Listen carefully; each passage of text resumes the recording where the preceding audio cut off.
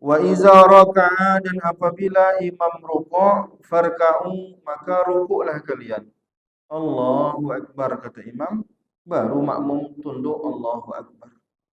Tidak boleh bersamaan, apalagi sampai makmum mendahului imam dalam rukuknya. Maka imam dalam hal ini bacaan takbiratul ihramnya lebih afdal bersamaan dengan gerakan rukuknya. Jangan membaca Allahu Akbar dulu baru rukuk, karena Allahu Akbar itu bukan rukuk. Allahu Akbar itu bacaan sunnah di saat orang rukuk, mau rukuk. Rukuk itu adalah gerakannya. Maka jangan sampai makmum duluan bergerak daripada imam. Nah, jangan pula sampai imam Allahu Akbar rukuk dulu baru bertakbir. Berarti dia menjalankan sesuatu sebelum perintahnya ada. Takbir itu adalah isyarat adanya suatu perpindahan antara satu gerakan dengan gerakan lain. Maka yang paling baik adalah bersamaan beriringan antara kalimat Allahu Akbar dengan gerakan Allahu Akbar. Assalamualaikum warahmatullahi wabarakatuh.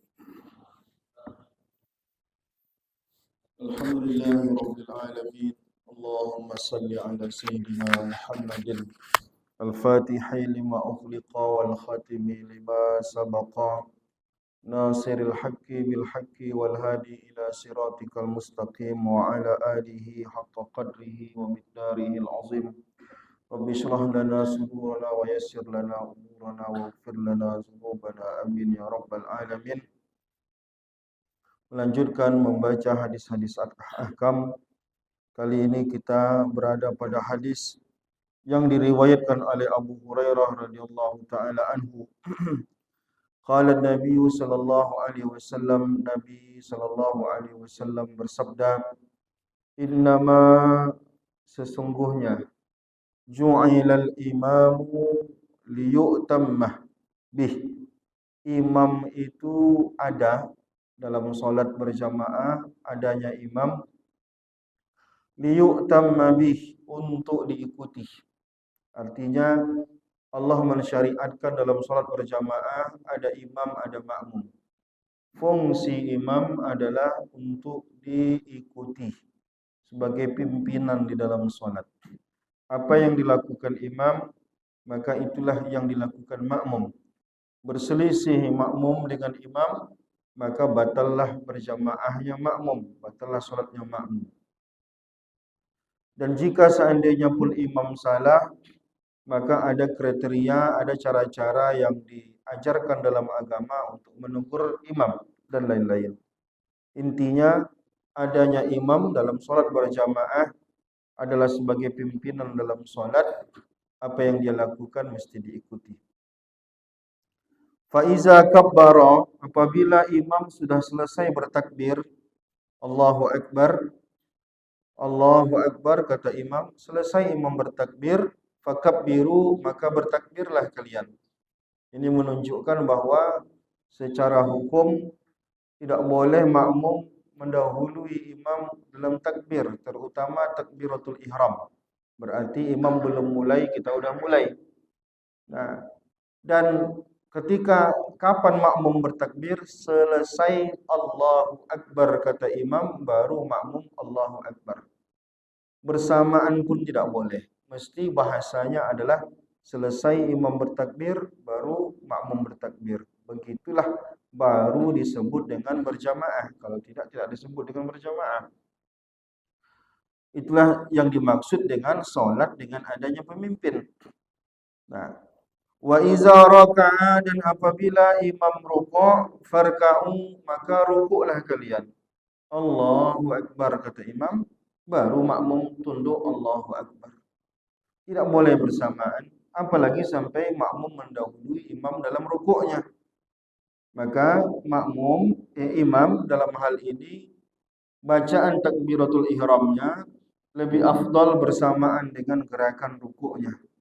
Jangan membaca Allahu Akbar dulu baru rukuk, karena Allahu Akbar itu bukan rukuk. Allahu Akbar itu bacaan sunnah di saat orang rukuk, mau rukuk. Rukuk itu adalah gerakannya. Maka jangan sampai makmum duluan bergerak daripada imam. Nah, jangan pula sampai imam Allahu Akbar rukuk dulu baru bertakbir. Berarti dia menjalankan sesuatu sebelum perintahnya ada. Takbir itu adalah isyarat adanya suatu perpindahan antara satu gerakan dengan gerakan lain. Maka yang paling baik adalah bersamaan beriringan antara kalimat Allahu Akbar dengan gerakan Allahu Akbar. Maka apabila imam rukuk, maka rukuklah. Wa iza qala sami'allahu liman hamidah, dan apabila imam membaca sami'allahu liman hamidah, faqulu, maka bacalah rabbana walakal hamd. Di hadis lain rabbana lakal hamd, tak pakai wa. Di hadis lain lagi rabbana walakal hamd wa mil'ul ardi, dan seterusnya yang biasa kita baca. Artinya banyak teks tentang apa yang dibaca. Di sini ulama juga berbeda pandangan. Apakah makmum baca sami Allahu liman hamidah atau tidak? Atau makmum hanya membaca rabbana lakal hamdu saja. Sebagian ulama mengatakan makmum pun membaca sami Allahu liman hamidah. Imam baca sami Allahu liman hamidah, makmum pun membaca sami Allahu liman hamidah. Sebagian ulama lagi mengatakan makmum tak perlu baca sami Allahu liman hamidah. Langsung saja makmum membaca rabbana walakal hamd. Wa iza sajada, dan apabila imam sujud, fasjudu, maka kalian pun sujud. Wa iza shalla qa'iman fasallu qiyaman, apabila imam salatnya berdiri, maka berdirilah kalian. Wa iza shalla jalisan fasallu julusan ajma'un, dan ketika imam duduk, maka duduklah kalian semuanya. Nah, jadi inilah adab yang mesti diperhatikan dalam berjamaah. Orang bisa saja berjamaah, tapi malah nanti batal berjamaahnya, karena salah satu adab yang perlu diperhatikan saat sholat berjamaah adalah memposisikan imam sebagai pemimpin itu adalah dalam bentuk kepatuhan.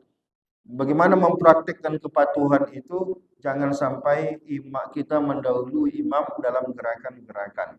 Itu bisa membatalkan berjamaah kita. Bersabar kita sedikit. Maka tadi apa saya katakan? Imam jangan bertakbir, selesai bertakbir baru rukuk. Khawatir ada makmum, kita baru bertakbir, dia udah rukuk duluan.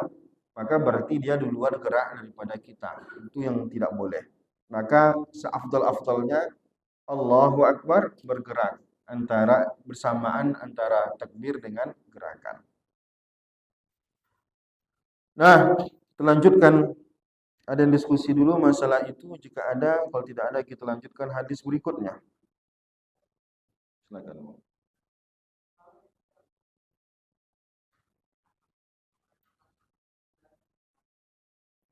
Masbuk maksudnya.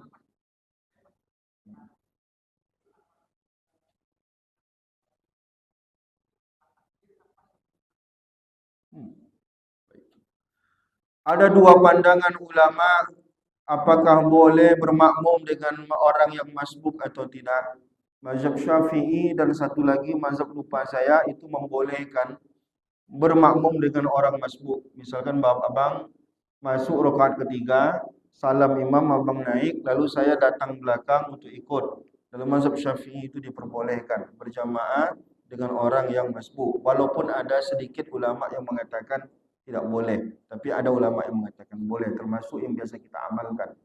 Teknisnya itu masalah menepuk, itu masalah teknis saja. Untuk memberitahu dia bahwa kita sedang mengikuti dia, supaya dia sadar, sehingga dalam gerakannya dia mencaharkan suaranya. Itu pentingnya. Tak pun kita tepuk, kita ikuti dari belakang tanpa dia sadari pun sah juga berjamaahnya. Karena imam tidak wajib meniatkan diri sebagai imam. Yang wajib meniatkan diri sebagai makmum itu adalah makmum. Maka kalaupun mau di teknisnya, mau diberitahu dengan cara ditepuk, maka kita menepuknya sebelum kita memulai sholat. Karena kalau kita sudah sholat baru menepuk, maka kita akan melakukan gerakan tak penting di situ. Kenapa kita bergerak-gerak setelah kita sholat? Maka sebaiknya kita menepuknya sebelum memulai sholat. Untuk memberitahu dia bahwa kita sedang mengikuti dari belakang, nanti dia menjaharkan bacaan. Nah, gitu dia. Tak pun ditepuk, misalkan terlupa kita, tak perlu ditepuk juga. Teman jadi masalah. Kalau dia tak tahu kalau kita ikut dia, nanti tak dikeraskannya suaranya, kita tak dapat mengikuti dia. Kalau ternyata kita sholat sama orang, lupa kita menepuknya, dia pun diam saja. Pelan sekali takbirnya. Maka kita ikuti aja gerakannya. Rukuk dia rukuk, kita sami Allah liman dia kita baca gitu. Tak jadi masalah. Ya.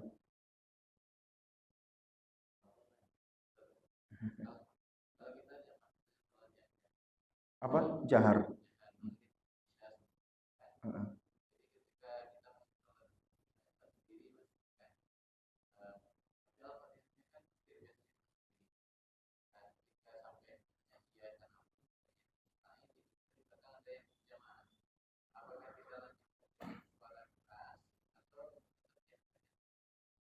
Sebenarnya di sholat jahar kita sendiri pun menjaharkan bacaan. Sunnahnya begitu. Cuman biasanya kita mensirkan suara kita karena hukumnya tak wajib dan kita malas sebenarnya menjaharkan suara.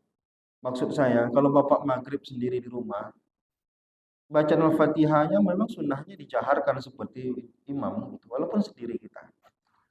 Cuman kebetulan saja kita kali itu tidak menjaharkan suara. Lalu tiba-tiba ada orang datang. Nah, maka kita menjaharkan suara kita, bacaan Al-Fatihah meskipun di tengah-tengah.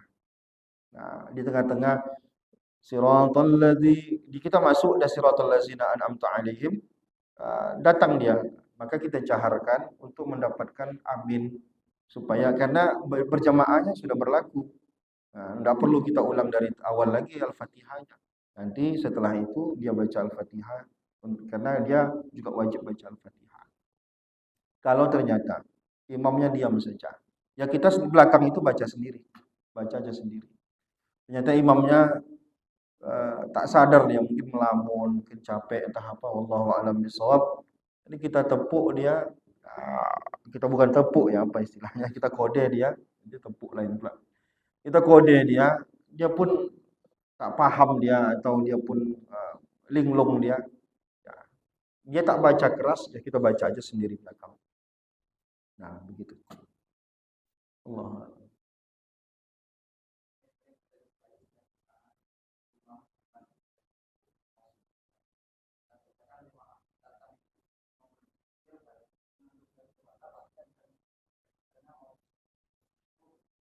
Kalau sekedar baru angkat celana, nggak jadi masalah. Baru celana diangkatnya. Asal jangan tinggi-tinggi diangkat dia batal sholat dia nanti.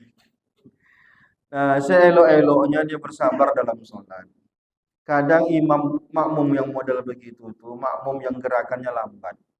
Dia kaki dia tak bisa cepat-cepat. Dia perlu dia engkol-engkol dulu, dia agak-agak dulu.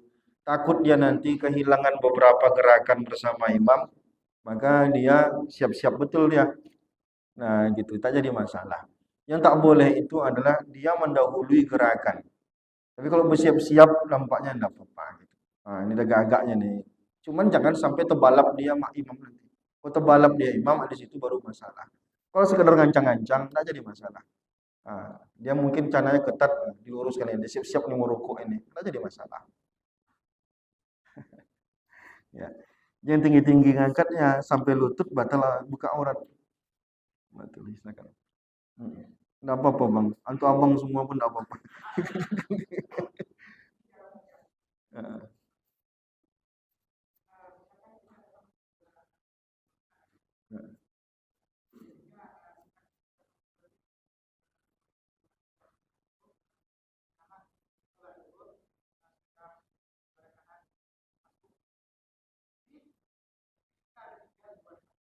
Ya.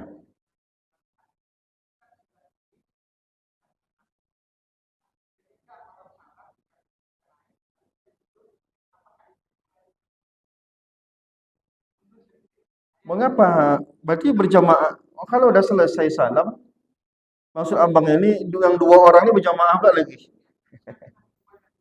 Saya mungkin ilmu saya belum sampai. Tapi saya belum pernah dengar itu. Dulu waktu saya sekolah, sanawiyah saya dulu, pernah teman saya seperti itu. Habis sholat, lalu berjamaah lagi orang itu. Saya heran juga, ini kenapa berjamaah? Tapi setelah saya, ini belum pernah saya menemukan. Mungkin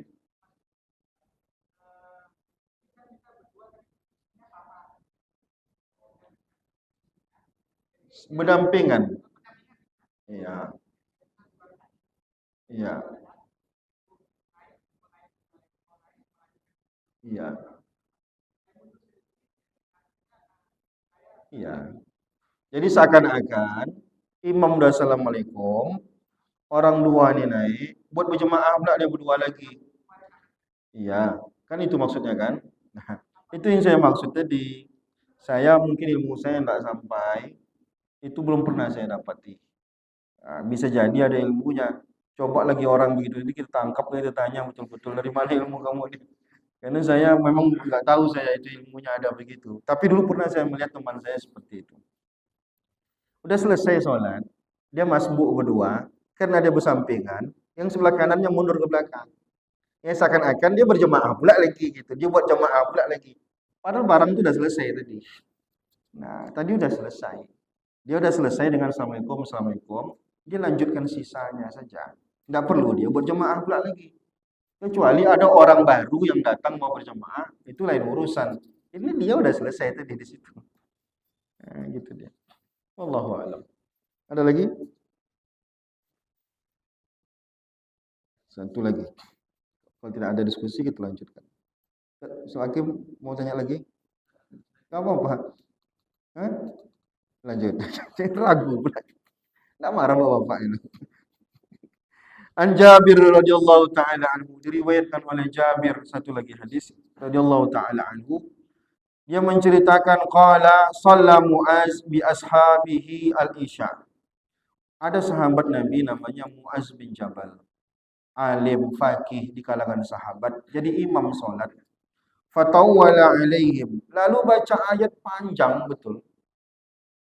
Faqala Nabi sallallahu alaihi wasallam, maka Nabi sallallahu alaihi wasallam ditegur Nabi orang ini.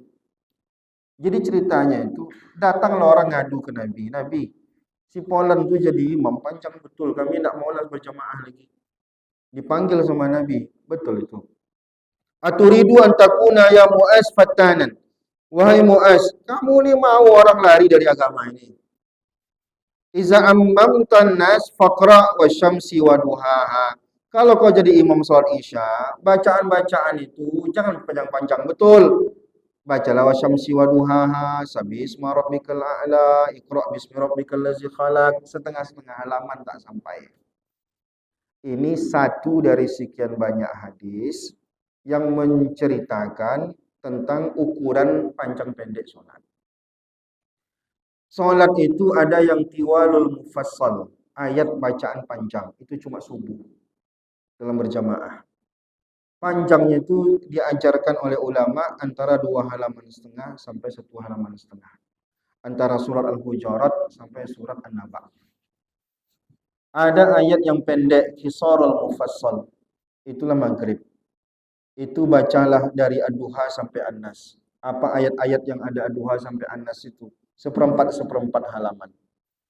Selebihnya zuhur memang dianjurkan agak panjang dikit. Selebihnya dianjurkan sedang. Apa itu? Yaitu asar, isya, zuhur itu kategorinya sedang. Sedang itu seberapa? Sedang itu itulah seperti ukuran sabisma rabbikal a'la, seperti walaili iza yaghsha. Kalau kita hitung-hitung ya paling setengah halaman tak sampai. Kalaupun tidak baca sabismi rabbikal a'la, bacanya surat Al-Baqarah, ukurannya yang penting. Nah, ini standar. Tapi hadis ini juga dipahami bahwa didukung dengan hadis-hadis lain nanti, dipahami bahwa prinsip sholat berjamaah itu ayatnya pendek. Prinsip dalam sholat berjamaah itu ayatnya pendek, bukan panjang. Nabi sendiri, itu tadi kan standar. Nabi sendiri sholat subuh pernah Allahu ahad. Nabi pernah juga sholat satu rakaat hampir 5 juz. Sampai sahabat tidak mau ikut lagi. Najis, bayangkan. Tapi berarti pertama, ini bukan masalah haram atau masalah makruh. Ini bukan masalah sah atau tidak sah. Tapi ini masalah adab dalam memilih ayat bagi seorang imam. Sehingga ulama memutuskan apa? Selain perkara yang normal tadi, ini kalau kondisinya normal, ikutilah standar tadi. Adapun kondisi-kondisi tak normal, maka imam berkewajiban untuk melihat kondisi makmum. Jika makmumnya mampunya qul huwallahu ahad, maka baca wadduha saja itu imam sudah salah. Nah, maka jika makmum kemampuan itu dari mana menilainya? Kesehatan, kesibukan. Nabi pernah memendekkan ayat gara-gara ada ibu ikut sholat, anaknya nangis keluar. Kenapa pendek betul ayatnya ya Rasulullah? Kasihan ibu itu, anaknya nangis keluar, tak khusyuk dia. Kata Rasulullah, kalau kamu berjamaah, pendekkan ayat. Karena di makmum itu ada orang yang sibuk, ada orang yang kerja, ada orang yang sakit, ada orang yang punya urusan. Nah, maka apalagi kita sholat di sekitaran kantor. Seperti ini. Khutbah Jumat nggak boleh panjang-panjang. 15 menit udah maksimal. Kalau sholat di sekitaran orang yang kerja. Sholat zuhur, maka yang paling bijak itu, ini bukan perkara mendahulukan kerja daripada ibadah. Disitulah kemurahan hati Allah. Ibadahnya boleh diminimalkan agar orang tidak terganggu dalam urusan dunianya. Kan sayang Allah sama kita itu. Kalau Allah mau tegas, tidak ada cerita. Dahulukan sholat sepanjang-panjangnya. Allah tidak mau begitu. Allah tidak mau orang merasa hidup sulit karena beragama. Nah, jadi kalau nanti Ustaz Abu baca qul huwallahu ahad zuhurnya, maklumi aja.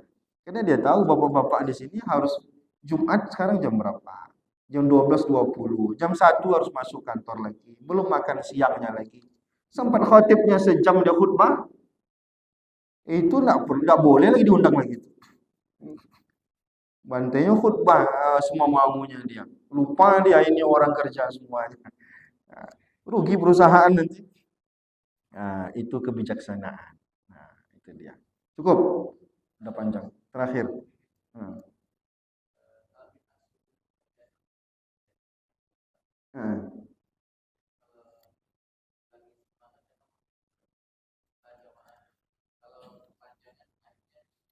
Pertama ini kan ada paketnya. Paketnya itu sajadah sama al-insan. Di situlah letak kesempurnaannya. Adapun di bawah itu, jangankan zaman kita sekarang, Imam Nawawi aja udah ratusan abad, udah berabad-abad lalu menceritakan di zaman dia pun banyak orang motong-motong ayat sejadah itu. Jangankan insannya, sejadah pun dipotong sama orang. Kata dia, ya, jadi dia dapatkan pahala sujud tilawahnya, tapi tak dapat dia pahala spesial paket tadi. Jadi kan paketnya sajadah sama insan yang tak pernah ditinggalkan Rasulullah subuh Jumat. Jadi bapak ini dipilihnya asalkan dapat sajadahnya aja. Langsung dipotongnya separuh surat itu, langsung ketemu dia dengan sejadah tadi. Dan ada juga ulama mengatakan, jangan menyengaja diri untuk menemukan surat ayat sajadah kecuali subuh Jumat itu. Sengaja dipilih-pilihnya ayat biar ketemu sujud. Tidak dianjurkan seperti itu. Jadi kalau mau dipakai, buatlah sepaket. Kalau tidak, usah lagi dah. Biasa saja gitu.